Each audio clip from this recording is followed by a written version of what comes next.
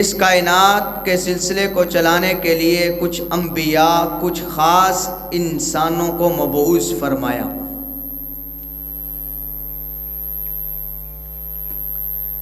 انبیاء علیہم السلام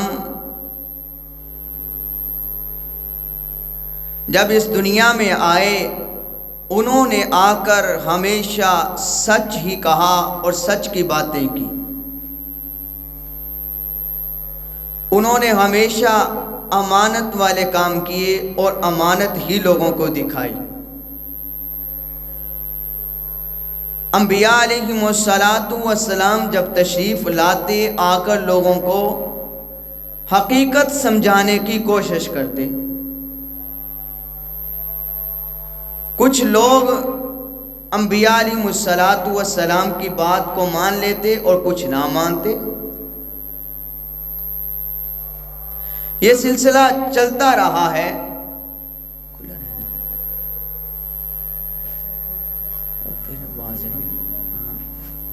یہ سلسلہ چلتا رہا۔ آخر اللہ تعالیٰ نے اس محبوب صلی اللہ علیہ وآلہ وسلم کو دنیا میں بھیجا، جس کے لیے اللہ نے پوری کائنات کو سجایا تھا۔ اللہ نے اس کائنات کو بنانے کے لیے، جس کے لیے اس کائنات کو بنانے کے لیے سب کچھ کیا۔ جس طرح کوئی مہمان آئے نا تو ہم کیا کچھ کرتے ہیں، رستے صاف ہوتے ہیں اور اسی طرح چوک و چوراہے بند کر دیے جاتے ہیں کہ آج بڑا مہمان آ رہا ہے۔ اسی طرح اللہ نے پوری کائنات کو ایک مرتبہ سجایا، بنایا اور ایک تخلیق کا انتظام کر دیا۔ اب تخلیق ہوتی جا رہی ہے، انسان آتے جا رہے ہیں، جا رہے ہیں، آ رہے ہیں۔ آخر کار ایک وہ انسان آیا جس کے لیے یہ سب کچھ ہو رہا ہے۔ اس انسان کو بھیجنے کے بعد اللہ نے اپنے قرآن میں فرمایا، لَقَدْ كَانَ لَكُمْ فِي رَسُولِ اللَّهِ أُسْوَةٌ حَسَنَةٌ۔ اس انسان کی زندگی تمہارے لیے بہترین نمونہ ہے، اسوہ حسنہ ہے، بہترین زندگی ہے۔ کائنات میں ایسی زندگی کسی کی نہیں جیسی زندگی میرے اور آپ کے پیارے محبوب، سب کہہ دو صلی اللہ علیہ وآلہ واصحابہ وبارک وسلم کی ہے۔ آپ صلی اللہ علیہ وسلم تشریف لائے۔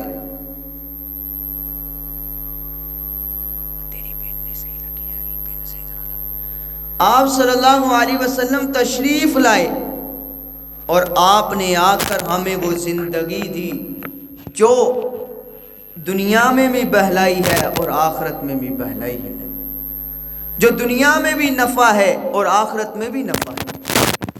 اب آپ صلی اللہ علیہ وسلم کی زندگی کو پڑھیں تو میرے نبی کی زندگی وہ زندگی جب میرے نبی کو نبوت نہیں ملی تھی، جب میرے نبی علیہ السلام کو ختم نبوت کا تاج نہیں پہنایا گیا تھا۔ آپ کی اس زندگی کو پڑھو کہ اس سے قبل آپ کی زندگی کیسی تھی۔ آپ کی زندگی کیسی تھی؟ فرمایا کہ آپ کی جوانی کی زندگی تھی، آپ جوان تھے، آپ کی جوانی کی زندگی تھی۔ لیکن جوانی کی زندگی کے وقت لوگ آپ سے پوچھتے ہیں، آپس میں گفتگو کرتے ہیں، آپ کے اپنے باتیں کرتے ہیں، غیر باتیں کرتے ہیں۔ کوئی کہتا ہے کہ میں نے اپنی امانت رکھوانی ہے، وہ کہتا جا اس شخص کے پاس جس کا نام محمد ہے، اس کے پاس اپنی امانت رکھوا کرا۔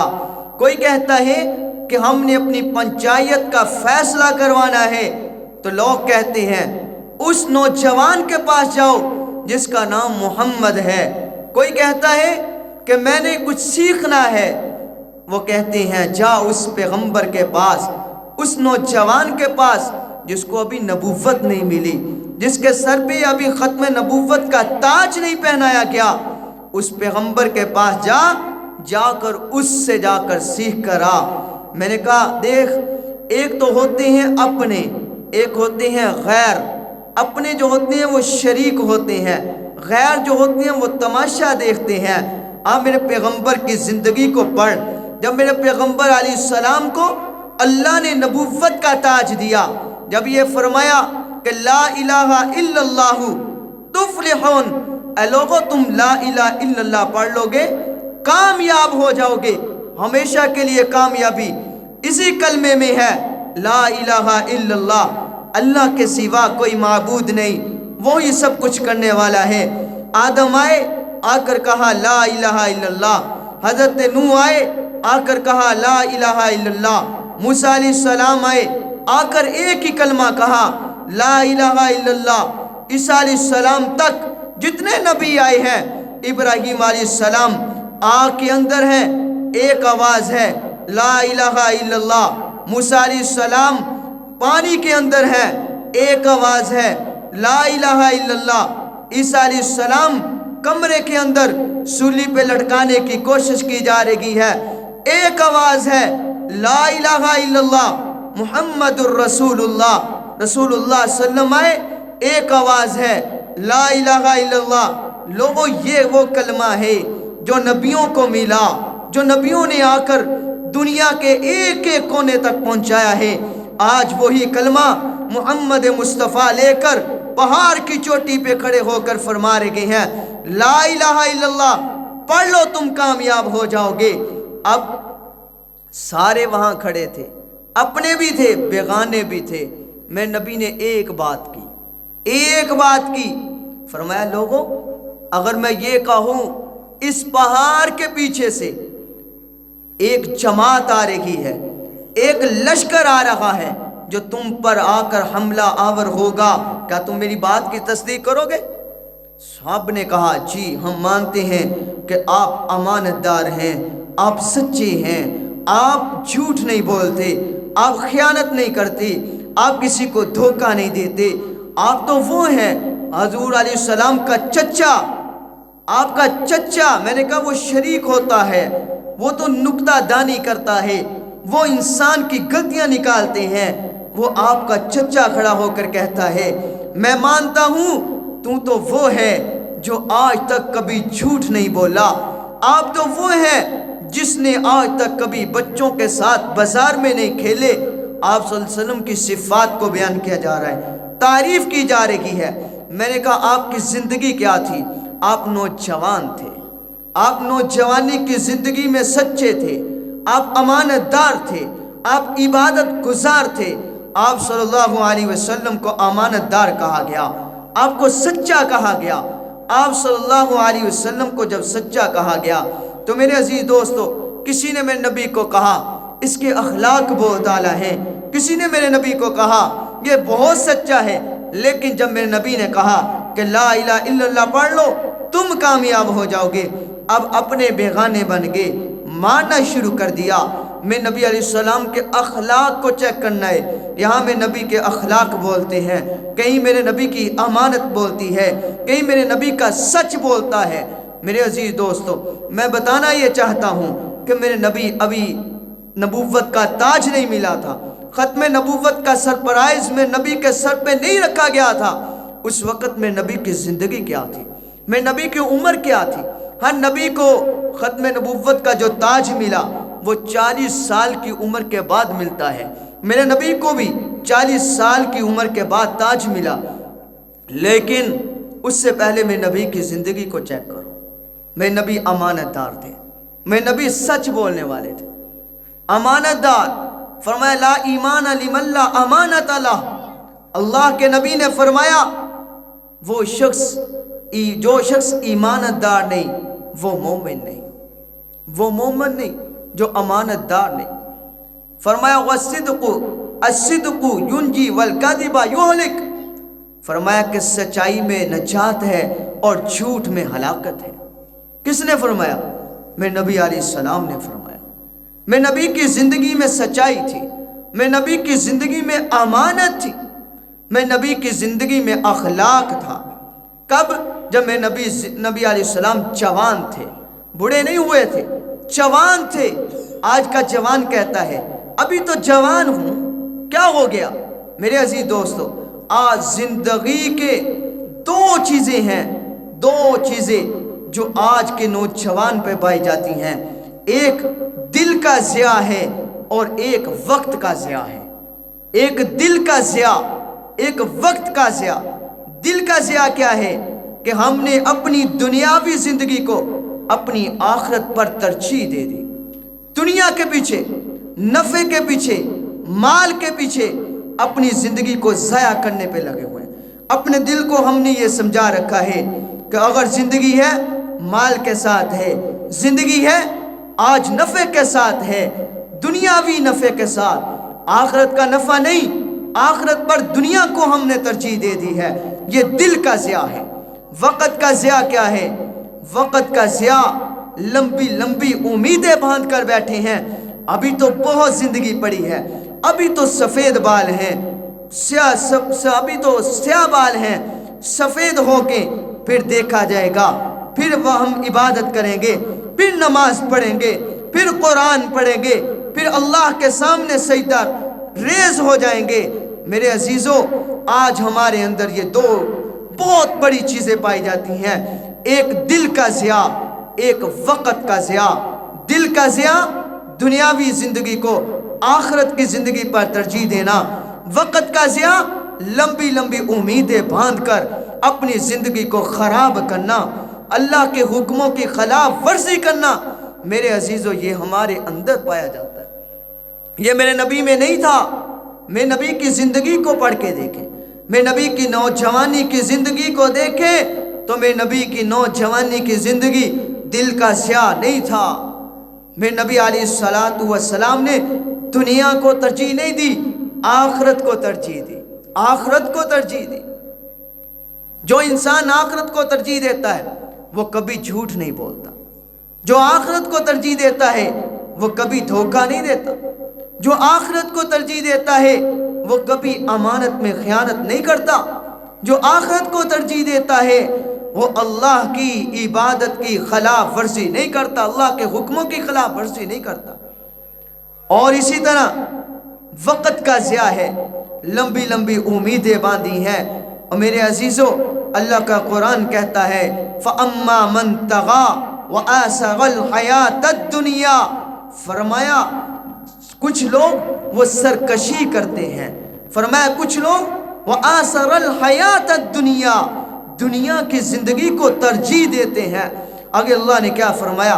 فَإِنَّ الْجَحِيمَ هِيَ الْمَأْوَىٰ، ایسے لوگوں کا ٹھکانہ جہنم ہے۔ جو دنیا کی زندگی کو ترجیح دے، جو اللہ کے حکموں کے ساتھ سرکشی کرے، فرمایا فَإِنَّ الْجَحِيمَ هِيَ الْمَأْوَىٰ، ایسے لوگوں کا ٹھکانہ دنیا جہنم کی آگ ہے، جہنم اس کا ٹھکانہ ہے۔ اور آگے اللہ نے قرآن میں کیا فرمایا؟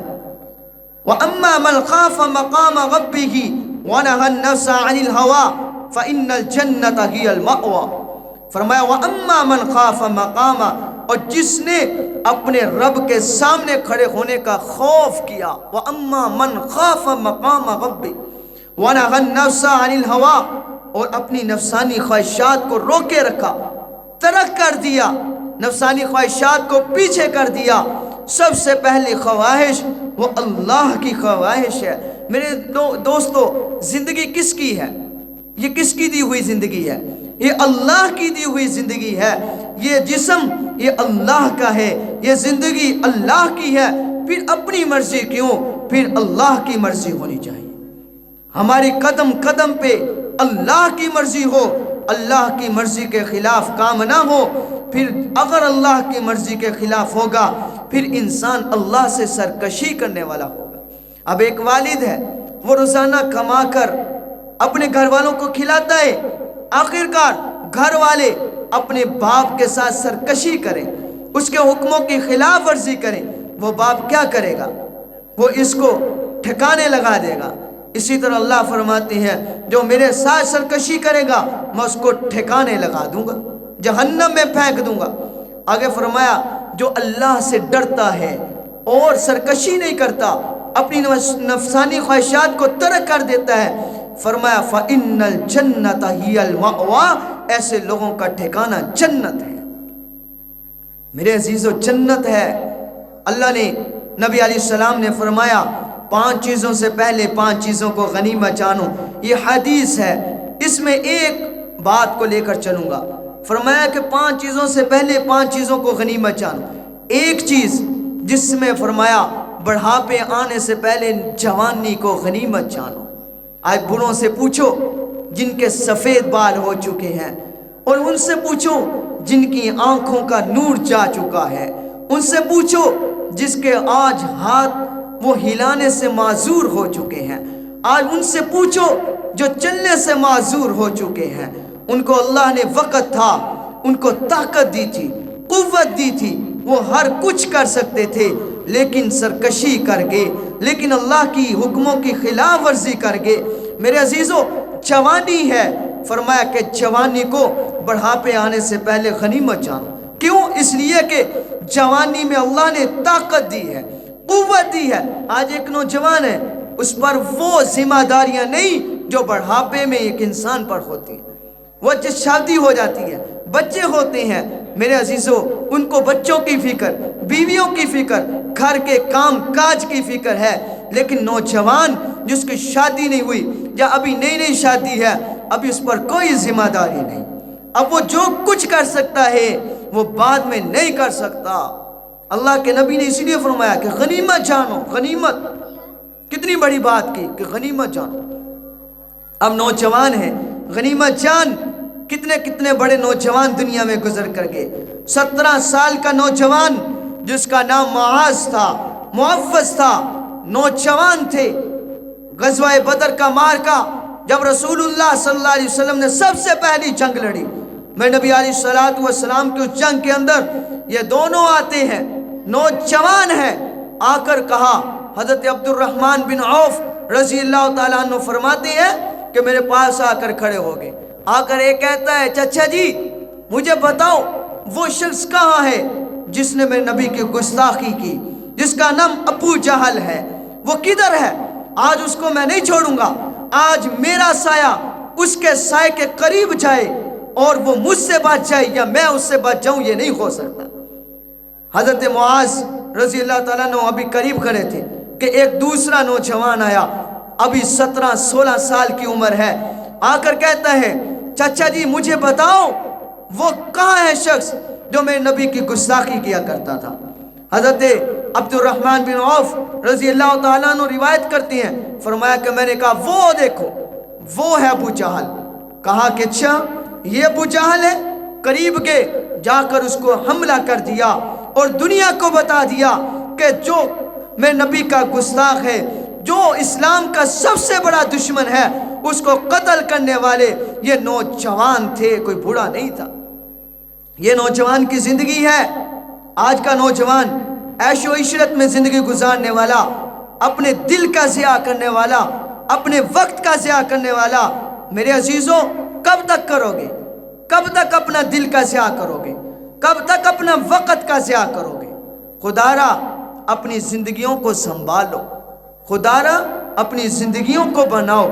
اس نوجوان کی زندگی بناؤ جس نوجوان کے پاس مسجد میں بیٹھ کر قرآن مجید کا مطالعہ کر رہا ہے. قرآن مجید کا مطالعہ کر رہا تھا. ایک بادشاہ کی لڑکی تھی، اس کو کچھ لوگوں نے گرفتار کر لیا. گرفتار کر کے لے کر جا رہے تھے کہ اچانک جس مقام پر لے کر جانا تھا اس سے قبل وہ بچی ان کے ہاتھوں چھوٹ گئی. اب وہ بچی گھومتی گھومتی، پہلے کے مسافر مسجدوں میں آ کر اپنا رہا کرتے تھے، رات گزارا کرتے تھے. اب اس نے ادھر ادھر دیکھا، اب اس کو کوئی جگہ نہ ملی. ایک مقام ملا، ایک مسجد ملی. اس مسجد کے اندر وہ چلے گئی. پہلے کی مسجدیں بھی یوں ہوا کرتی تھی، کوئی اتنی بڑی شاندار عمارتیں نہیں ہوا کرتی تھی. وہ آ گئی مسجد کے اندر. اس نے آ کر کیا دیکھا؟ جب وہ مسجد میں پہنچی، ایک نوجوان ہے قرآن مجید کا مطالعہ کر رہا ہے. وہ بچی آ کر اس کو کہتی ہے کہ میں یوں آئی تھی اور یہاں پہنچ چکی ہوں. اس نوجوان نے کہا کہ وہاں چلے جا، وہ کمبل پڑا ہوا ہے، اس کمبل کو اوپر لے لے، وہاں سو جا. وہ بچی وہاں لیٹ گئی. کچھ دیر کے بعد ایک عورت کھانا لے کر آئی اس نوجوان کے لیے. اس نوجوان نے وہ کھانا اس بچی کو پیش کر دیا. اب وہ بچی نے کھانا کھایا، یہ بھوکا سویا. میرے عزیزوں رات کا وقت تھا. وہ بچی وہاں بیٹھ کر دیکھ رہی ہے. کیا منظر دیکھا کہ یہ نوجوان اس کے پاس ایک دیوا چل رہا تھا، موم بتی چل رہی تھی جس سے لائٹنگ ہو رہی تھی۔ یہ نوجوان اپنی انگلی اس موم بتی کی آگ میں بار بار دے رہا ہے۔ وہ عورت وہاں بیٹھ کر دیکھ رہی ہے۔ جب صبح ہوئی اس بچی نے کہا کہ مجھے بتاؤ تو صحیح، آپ رات یوں کیوں کر رہے تھے؟ اپنی انگلی کو بار بار آگ میں دے رہے تھے۔ اس بچی نے کہا کہ نہیں، اس نوجوان نے کہا کہ نہیں بتا سکتا۔ میرے عزیزوں، صبح کو جب یہ بات پورے علاقے میں پھیلی کہ وہ بچی اس مسجد کے اندر ہے، بادشاہ نے اپنے کچھ لوگ بھیجے۔ اب بچی کو اٹھایا گیا، واپس لے جایا گیا، اس نوجوان کو بھی گرفتار کر لیا گیا۔ کہا گیا کہ تو نے ہماری بچی کو گرفتار کیا تھا، تو ہماری بچی کو چڑا کر لے کر گیا تھا۔ اس نوجوان نے کہا کہ نہیں، میں نے ایسا کوئی عمل نہیں کیا۔ لیکن توجہ کرنا، اس نوجوان بچی کے پاس جب اس کو علم ہوا کہ اس نوجوان کو بھی گرفتار کر لیا گیا، وہ اپنے ابا کے پاس گئی، جا کر کہا ابا جی اس نوجوان نے مجھے گرفتار نہیں کیا، بلکہ گرفتار کرنے والے کچھ اور لوگ تھے۔ یہ تو وہ نوجوان ہے کہ رات میں نے عجیب منظر دیکھا کہ تھوڑی تھوڑی دیر بعد اپنی انگلی کو موم بتی کے آگ میں دیتا تھا۔ اس بادشاہ نے کہا کہ ادھر اس کو لایا جائے۔ نوجوان سامنے آیا۔ جب سامنے لایا گیا، بادشاہ نے پوچھا کہ آپ نے یوں کیوں کیا؟ اس نے کہا کہ رات جب میں نے بیٹھا ہوا تھا تو شیطان بار بار میرے دل میں وسوسے ڈالتا تھا کہ یہ بچی بھی اکیلی ہے، تو بھی اکیلا ہے، اس کے ساتھ زنا کر لے۔ اس نے کہا کہ میں زنا سے بچنے کے لیے اپنی انگلی کو آگ میں ڈالتا تھا اور کہتا تھا کہ تجھے دنیا کی آگ برداشت نہیں، کل قیامت کے دن تو جہنم کی آگ کو کیسے برداشت کر سکتا ہے؟ اس نوجوان بچی نے کہا ابا جی اب اگر میں شادی کروں گی تو اس نوجوان سے کروں گی، اس کے علاوہ کسی سے شادی نہیں کر سکتی۔ اللہ اسباب پیدا کر دیتا ہے۔ جب نوجوان اپنی زندگی کو ٹھیک کر لیتا۔ تو میں نے کیا کہا، میرا عنوان کیا تھا کہ اللہ کے نبی کی زندگی جب نبوت نہیں ملی تھی، میرا نبی نوجوان تھا، میرا نبی نوجوان تھا، تو ہر بندہ یہ کہتا تھا یہ امانت دار ہے، یہ سچا ہے، یہ اخلاق والا ہے۔ آج کے نوجوان کو کیوں نہیں کہتے؟ آج کا نوجوان کہاں چلا گیا؟ آج نوجوان کے بارے میں کسی سے پوچھا جائے، کوئی کہتا ہے یہ ویسا ہے، کوئی کہتا ہے ایسا ہے۔ میرے عزیزوں نہیں، میرے نبی ہمیں یہ زندگی دے کر گئے کہ نوجوان اپنی زندگی یوں گزار کہ تجھے لوگ امانت دار کہیں، تجھے لوگ سچا کہیں، تجھے لوگ اپنے اخلاق سے تیری تعریف کریں۔ میرے نبی کے اخلاق دیکھو۔ میرے عزیزوں، اخلاق تین چیزیں ہوتی ہیں، تین چیزیں اخلاق ہیں۔ نمبر ایک ہے حسن اخلاق۔ حسن یعنی اخلاق کا حسن، کہ جیسا کوئی کرے تم ویسا کرو۔ یہ حضرت موسیٰ علیہ السلام کی شریعت تھی کہ ان کے ہاں اگر کوئی کسی کے تھپڑ مارتا تو دوسرے کے لیے بھی واجب تھا کہ اس کو تھپڑ مارے۔ اگر کسی نے کسی کو گالی دی تو دوسرے کے لیے بھی واجب تھا کہ اس کو گالی دے۔ یہ حسن اخلاق ہوتا ہے۔ جس طرح اللہ نے قرآن مجید میں فرمایا، ایک آیت ہے، اللہ تعالیٰ نے فرمایا ہے کہ تم بدلے کا بدلہ لو۔ وَكَتَبْنَا عَلَيْهِمْ فِيهِمَا أَنَّ النَّفْسَ بِالنَّفْسِ، اگر کسی نے نفس کو قتل کیا تو تم بھی نفس کو قتل کرو۔ یہ موسیٰ علیہ السلام کی شریعت تھی۔ ایک ہے حسن کریمانہ، کریم حسن، کریم اخلاق۔ کریم اخلاق کیا ہوتے ہیں؟ کہ ایک بندے نے آپ کو گالی دی تو آپ نے اس کو معاف کر دیا۔ یہ حضرت عیسیٰ علیہ السلام کی شریعت تھی۔ یہ انجیل کتاب ہے، انجیل کے اندر یہ لکھا ہوا ہے کہ اگر آپ کے کوئی ایک تھپڑ مارے تو آپ اسے کہیں کہ دوسرا تھپڑ بھی مار دیں۔ یہ حسن اخلاق کریمہ ہے۔ اور ایک ہے جو نبی علیہ السلام کے اخلاق تھے، اس کو کہا جاتا ہے خلق عظیم۔ یعنی ایک بندہ مارے اس کو معاف نہیں کرنا، معاف تو کر دیا، اس کے اوپر احسان بھی کرنا، یہ خلق عظیم ہے جو میرے اور آپ کے نبی علیہ السلام کے اخلاق تھے۔ میرے اور آپ کے نبی علیہ السلام کے اخلاق تھے کہ میرے نبی علیہ السلام کو کوئی مارتا تھا، کوئی گالی دیتا تھا، اللہ کے نبی معاف ہی نہیں کرتے تھے بلکہ ساتھ دعا بھی دیا کرتے تھے۔ یہ میرے اور آپ کے نبی کے اخلاق تھے۔ آپ صلی اللہ علیہ وسلم غزوہ احد میں تھے، آپ کے چچا بھی وہاں تھے۔ جن کا نام سیدنا حضرت حمزہ رضی اللہ تعالیٰ عنہ تھا۔ حضرت حمزہ رضی اللہ تعالیٰ عنہ کو مارا گیا، شہید کر دیا گیا۔ کافروں نے یہاں تک کہ آنکھیں نکال دی، کان کاٹ دیے، یہاں تک کہ اعضاء کاٹ دیے اور کلیجہ نکال کر چبایا گیا۔ حضرت حمزہ رضی اللہ تعالیٰ عنہ پر اتنا ظلم کیا گیا۔ اس کے بعد میرے نبی پر پتھر برسائے گئے، میرے نبی علیہ السلام کا جسم لہو لہان ہو گیا، میرے نبی کا دانت مبارک شہید ہوا۔ اس کے بعد صحابہ نے کہا یا رسول اللہ اب اس کے بعد کون سی بات رہ گئی ہے، آپ ان کے لیے بددعا کر دیں۔ میں نبی نے وہاں کھڑے ہو کر فرمایا تھا صحابہ میں بددعا کرنے کے لیے نہیں آیا، وَمَا أَرْسَلْنَاكَ إِلَّا رَحْمَةً لِّلْعَالَمِينَ، آپ کا نبی تو دونوں جہانوں کے لیے رحمت والا بنا کر بھیجا گیا۔ تو میں نبی نے ہاتھ اٹھا کر دعا کرنی شروع کر دی۔ یہ میں نبی کے اخلاق تھے۔ میں نبی علیہ السلام کے پاس قریش کے سردار آئے، وہ لوگ جو میں نبی کے بارے میں ہر وقت بیٹھ کر سازشیں کرتے تھے، جب میں نبی کے سامنے آئے کچھ لوگ تو میں نبی نے اپنی مبارک چادر اتار کر نیچے بچھا دی، فرمایا کہ یہاں بیٹھ جاؤ۔ یہ میں نبی کا حسن اخلاق تھا، خلق عظیم تھا۔ تو میں نے کہا ایک ہوتا ہے خلق حسن، ایک ہوتا ہے خلق کریم، ایک ہوتا ہے خلق عظیم۔ خلق حسن کہ ایک بندے نے آپ کو مارا تو آپ بھی اتنا ہی ماریں، آپ بھی بدلہ لیں، اور خلق کریم ایک نے مارا آپ معاف کر دیں۔ نمبر 3 پہ ہے کہ آپ کو کسی نے مارا تو آپ معاف بھی کریں، اس پر احسان بھی کر دیں۔ یہ میرے نبی کا اخلاق تھا۔ ہر انسان کا اپنا مزاج ہوتا ہے، میں نبی علیہ السلام کا مزاج بھی بہت اعلیٰ تھا۔ میں نبی علیہ السلام کو اللہ نے مزاج ایسا دیا تھا کہ میں نبی علیہ السلام معاف کرتے تھے اور ساتھ دعائیں دیتے تھے۔ اب دیکھیں نا طائف کی وادی کے اندر جہاں میں نبی علیہ السلام کے پیچھے بچوں کو لگایا گیا، پتھر برسائے گئے، میں نبی علیہ السلام کا استہزاء کیا گیا، مزاح کیا گیا۔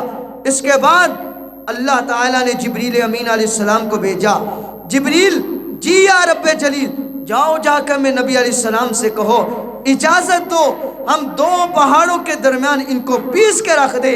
جب حضرت جبریل آئے آ کر کہا یا رسول اللہ اجازت اگر آپ دیتے ہیں تو 2 پہاڑوں کے درمیان ان کو پیس کے رکھ دوں گا، تو میں نبی نے فرمایا اے جبریل نہیں، ان کو کچھ نہیں کہنا، کیا پتا ان کے آنے والی نسلیں میرے قرآن کو مان لیں، میرے اسلام کو قبول کر لیں۔ یہ میں نبی کا مزاج تھا، یہ میں نبی کا اخلاق تھا۔ تو میرے عزیزوں میں نے کہا کہ آج کا نوجوان، آج کا بوڑھا 2 چیزوں کو ضائع کر رہا ہے، ایک دل کا ضیاع اور ایک وقت کا ضیاع۔ دل کا ضیاع کیا ہے کہ دنیاوی زندگی کو آخرت کی زندگی پر ترجیح دے رہا ہے، اور وقت کا ضیاع کیا ہے، لمبی لمبی امیدیں باندھ کر بیٹھا ہوا ہے کہ میں کل کو نماز پڑھوں گا، میں پرسوں کو نماز پڑھوں گا، میں بوڑھا ہو کر نماز پڑھوں گا۔ نہیں عزیزو، نوجوان بھی جا رہا ہے، بوڑھا بھی جا رہا ہے، بچہ بھی جا رہا ہے، آنے کی ترتیب ہے، جانے کی کوئی ترتیب نہیں۔ اس لیے خدا را اپنے نبی کی زندگی کو اپناؤ۔ میں نبی کی زندگی، جوانی کی زندگی یہ تھی، میں نبی نے نہ دل کا ضیاع کیا ہے، میں نبی نے دین کو ترجیح دی ہے، اسلام کو ترجیح دی ہے، قرآن کو ترجیح دی ہے، دنیا کو ترجیح نہیں دی۔ میں نے کہا جو آخرت کو ترجیح دیتا ہے اس کو دنیا کا نہ کوئی نفع نہ کوئی نقصان، اس کے لیے کچھ بھی یہ مشکل نہیں بنتا۔ آج ہماری دنیا کا نقصان ہو جائے کتنی مصیبت بن جاتی ہے، کتنی ٹینشن بن جاتی ہے، لیکن نماز رہ جائے میرے عزیزوں کوئی فکر نہیں۔ میں نبی نے فرمایا کہ نماز چھوڑنا زنا سے بڑا گناہ ہے۔ آج کوئی زنا کر لے ہمیں تکلیف ہے، گلی محلوں میں شور ہے، نہیں اس نے زنا کر دیا، اس نے زنا کر دیا۔ ہائے کیا میں نبی کا فرمان یاد نہیں کہ میں نبی نے فرمایا تھا جو کسی کے عیبوں کو چھپائے کل قیامت کے دن اللہ اس کے عیبوں کو چھپائے گا۔ ہاں یہ عیب تو ہر کوئی نہیں چھپاتا، لیکن کوئی نماز نہ پڑھے، میرے ساتھ بیٹھا ہے، گفتگو کرتا جا رہا ہے، وقت کا ضائع کرتا جا رہا ہے، لیکن کبھی نہیں کہا جا کر، کبھی محلے میں شور نہیں مچایا، کبھی گلی کوچوں میں ہم نے شور نہیں کیا کہ فلاں بندہ نماز نہیں پڑھتا، فلاں بندہ اللہ کے حکموں کی خلاف ورزی کر رہا ہے، کبھی نہیں کہا۔ اس کی وجہ کیا؟ ہم نے رواج کو اپنایا، ہم نے دین کو نہیں اپنایا۔